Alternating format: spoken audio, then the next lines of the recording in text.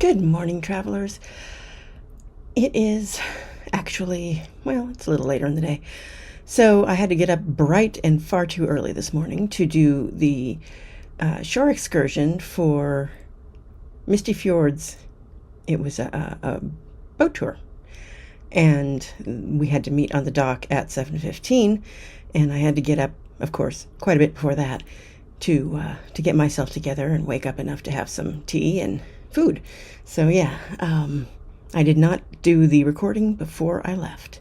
So I'm back now anyway, and it's still raining and it's cold, and this is definitely one of the differences in this line versus other lines I've been in.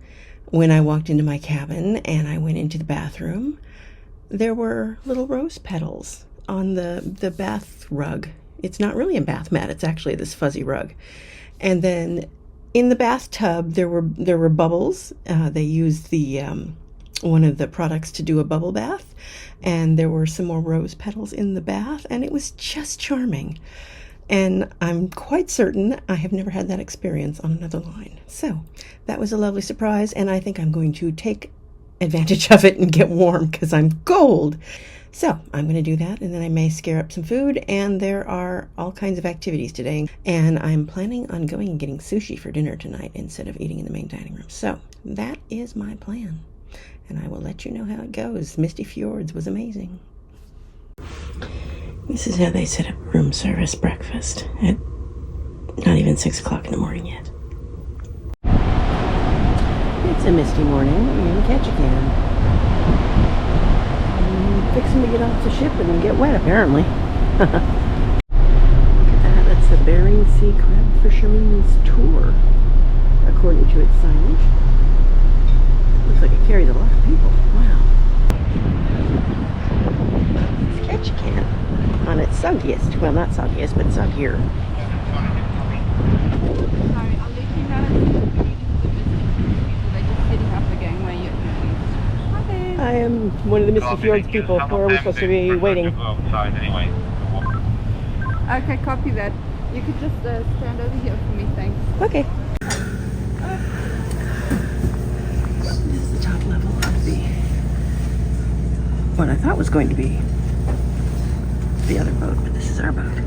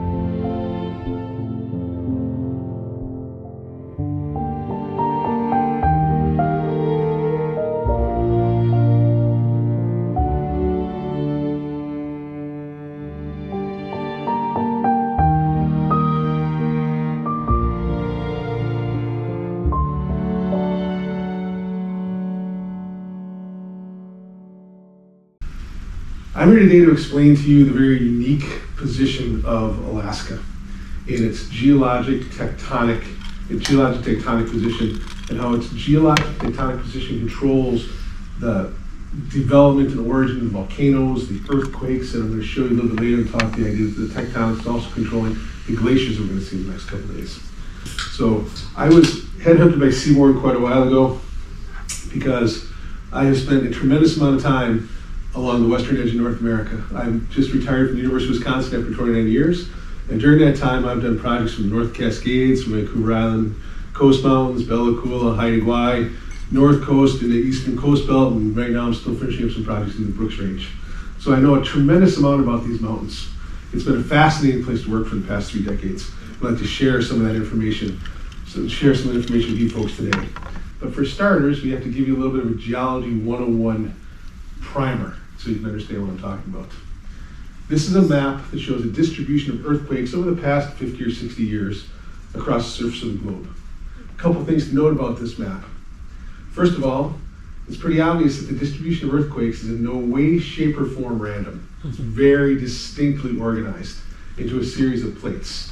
Those colorful dots outline the different geologic plates or tectonic plates that characterize the crust of our Earth. Notice that the earthquakes are different colors, and the colors vary from very shallow in the reds to very, very deep 700 kilometers in the greens.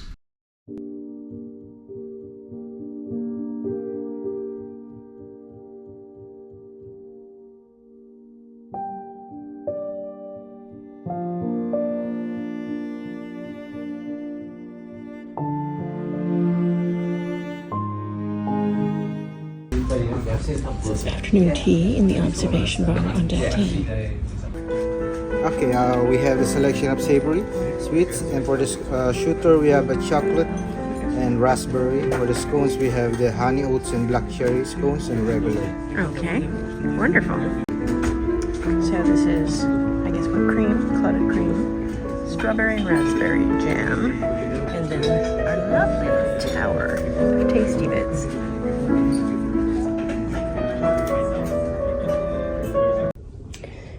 Laundry is back, and doesn't it look professional?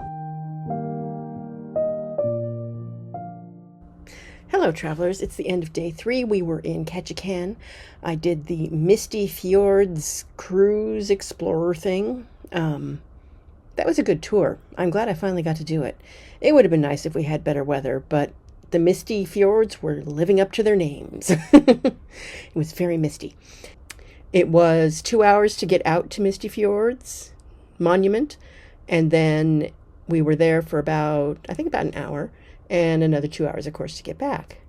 And it was beautiful. It was, it was raining. It was cold. So it was I guess it's a catamaran, but it's one of those big double-decker ones, right? And so both of them are fully enclosed in glass. It was still a little on the chilly side, I thought, inside.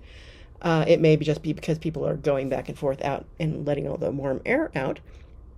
But make sure, regardless, that you bring warm enough weather gear that even if you're sitting inside the whole time, you're not freezing. If you do go outside, you will definitely need warm, cold, well, I guess it's cold weather gear, and a jacket. Expect that it may be raining. Expect that it's going to be, at the very least, misty and living up to its name. So yeah, you may want to think about a waterproof layer as well. Hats, gloves, scarves, things like those. They are all good things, especially for this. Well, pretty much for Alaska, that's a good thing to have. Whether you bring them on every single one, depending on the weather, is up to you. But yeah, it's a good thing to bring with you. So after that, they got us back, 12:45. And so we looked around, went, well, we could go into Ketchikan proper. We were kind of far down on the pier. We weren't like, there's one where you park right at the Ketchikan sign. That one's awesome. We weren't there. We were down a good ways. So it would have taken a fair bit of walking to get into town. And it was raining. And it was cold. And so it was kind of funny to watch pretty much everybody get off the boat and immediately scurry over to the Odyssey and get right back on that ship. They did have us, unfortunately, they had the gangway with no covering or anything, so we all got to stand out there in the rain while we were waiting our turn to get scanned by security. And I was like, they really need an awning. So got back on board. There was an enrichment talk about volcanoes and glaciers in Alaska, and that was very interesting. The man who gave it is actually the person in charge of arranging tours and excursions, but he's also a professor emeritus in volcanology and this kind of stuff, and for I think it was the University of Wisconsin. Had dinner in, they have this thing in the club right now where they do sushi from 6 to 9. And it was kind of odd. So it's a club. There's entertainers playing and everybody's having cocktails, and you can also order sushi at your table. So I did. So I had 2 make. I didn't take pictures this time. I don't know what, of course I thought of it after I'd finished eating all of it, because I actually ate all of it for a change. I had a California roll, and I had 2 pieces of, it was a barbecue eel, and then 2 pieces of shrimp, in little sushi rolls basically. And they were very good. Everything was good. And yeah, that was my dinner. Oh, and I did afternoon tea. Oh my goodness, these guys know how to do afternoon tea. Wow. They have a menu that has a listing of all the things, that savory and sweet. It's not immediately apparent, but it's just a description of everything that you're going to be given. And then they had a tea menu, and you could choose which tea you wanted. And I'm sure that if you, didn't like what you got, or decided, once you finished that pot you wanted something else, you could. But yeah, I thought that was really nice that you got to choose the tea, because so many times they have a choice of maybe 2 teas. This was a choice of a lot of teas. You'll see the menu. It was pretty impressive. And I got a very nice tea, and I was very happy with it.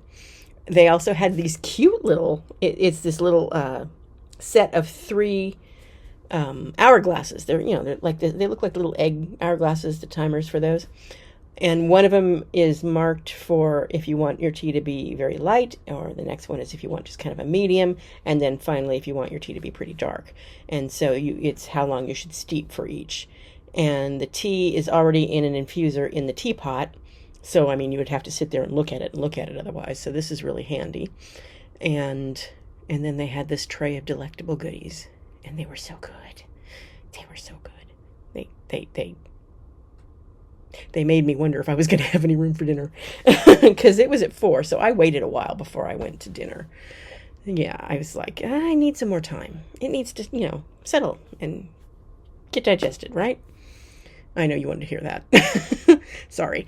Anyway, so yeah, that was very nice. And they don't just have their afternoon teas on sea days. So I was very pleased at that, because yesterday I had to miss it because I went to a lecture instead that I wanted to see. And I was glad I got to it. But it made me miss afternoon tea. And I was like, well, maybe they'll have it on Hubbard Glacier Day, because technically that's a sea day. We're not docking or anything. And I was kind of bummed I was going to have to wait, but then I saw it on today's schedule. That's one thing with this line. They don't put tomorrow's schedule on the app until pretty late in the day before. And the same thing with, you don't get the printed one until, of course, turn down service. So it's a little harder to sort of figure out what you're going to want to do on the other hours. I did see that there is a bridge tour offered. I don't know how to sign up for it. I'm going to have to figure that out. And if I can do that after my excursion tomorrow, I will totally do that. So that might be something to look forward to if I can swing it, if there's room still, because it did just hit the schedule. So yeah, I'm going to turn in a little early because I have to get up again early tomorrow, and I was tired today. I fell asleep on the way back on the tour for a little while. And I don't normally do that. So yeah. Anyway, I'll let you know what happens. Solo Sue signing off.